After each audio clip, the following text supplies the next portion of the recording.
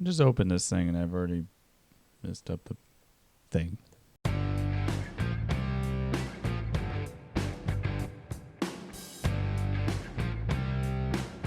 Hey guys, Jason here, Shadow Collector. Welcome to a new collectible unboxing and review here. I am opening up today and reviewing, guys, for you the Neca Ultimate Edition. Is this an Ultimate Edition? I don't think it's considered an Ultimate Edition. It doesn't label it that way, but anyways.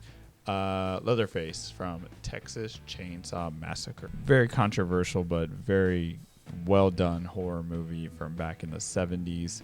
I'm really excited to look at this figure because it's got quite a lot of detail in it, and the items are very simplistic, but got some good stuff in here, it looks like. So let's not waste any time and open up this bad boy. So before we do that, guys, we will always kind of take a look around the box. I love when they use cover arts of the original movie posters. This poster was like historic because it just kind of had that look and feel. I know it kind of looks very simple and plain, but you knew when you looked at this poster and you were in the theaters back in that day that this was a movie that had a lot of talk about it and a lot of controversy around it because of the extremities of it back in that time period.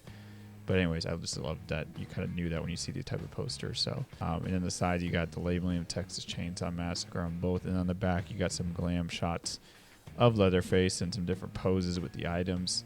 And as you open the box, you get even another glam shot right there, as well as Leatherface with the items that he comes with. How interesting would it be to do like an accessory pack with like sub characters from movies? Like, 'cause I think about that with this one and how there are some historically, like, some of the, or not historically, but like some iconic imagery or characters from this movie, especially his family members. And how cool would that be, like, to have like the grandpa like in the wheelchair and then chair, just like old looking decrepit figurine. Even the crazy, I think he's his brother or his cousin. I can't remember. It's been a while since I've seen it. But, of the guy that cuts his hand like in the van and goes crazy on them. So anyways, slides out here, guys. And there is Leatherface in all of his glory. And then inside the box, I think, just comes with a kind of a little bit of a back piece. And it's kind of cool looking. It's like kind of that hallway you see that people that the door slams shut on pretty much and closes it up, so it's got all like the antlers and the animal skulls on the wall, that sort of thing. So that's a pretty cool piece to have there. Anyway, so you got Leatherface with an alternate head, it looks like. You got the classic chainsaw, some additional weapons right here. So I'll take all these out and we'll look at them a little bit closer. All right, so we'll start with some of the additional items. So first of all, you do get an alternate head sculpt here with Leatherface. It's kind of more like a dragged out, messed up looking version of it right there. There's kind of like the chunk on top of the head there missing, and nothing really too different. Some weapons, the classic mallet, like meat mallet almost, that he hammers into the one guy's skull there at one point. You do got the butcher cleaver and kind of a weird like knife with an end handle there. And then you got the awesome like hook that kind of hangs the victims on. Now that should have been an accessory piece. There's another person to hang this on. Just saying, Neca, come on. And I'm not sure if I showed it already, but there's the chainsaw. Very bloodied up chainsaw. And then here's the man of the hour himself, Leatherface. Pretty cool detail here, especially the fact of the apron that he wears in the front is actual like kind of pleather material. It's not just plastic. The blood stains and nastiness of him there. Face sculpt looks pretty good.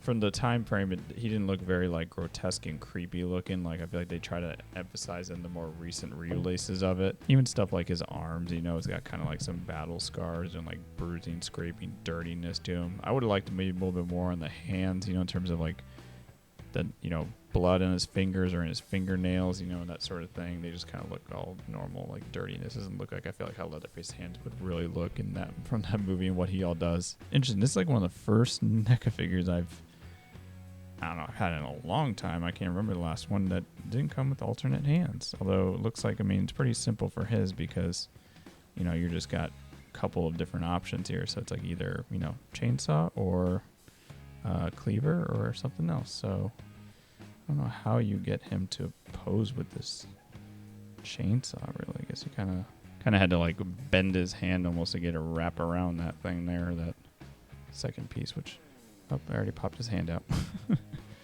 Come on, Leatherface. Keep your hands in your body. There you go. Not too bad of a pose there. I think we can bend him a little bit more there. I wonder if we can get him to like hold it upwards. There he goes. Now let's see if we can get him to stand pretty good. There we go. He stands pretty well. There he is, guys. Leatherface from Texas Chainsaw Massacre. Move my hand out of the way here. But looks awesome. And got the chainsaw and everything like that all posed and ready to go over there in the collection. Anyways, guys, that's going to do it for today's video. Hope you enjoyed it. If you did, mind slapping a like down below. If this is your first time watching and you want to subscribe, we greatly appreciate it. I do a lot of collectible reviews, hunts, and movies, that sort of thing, all on this channel. So, again, if you're into that stuff, feel free to subscribe. I'll see you guys next time. Thank you very much for watching again. As always, take it easy. See ya.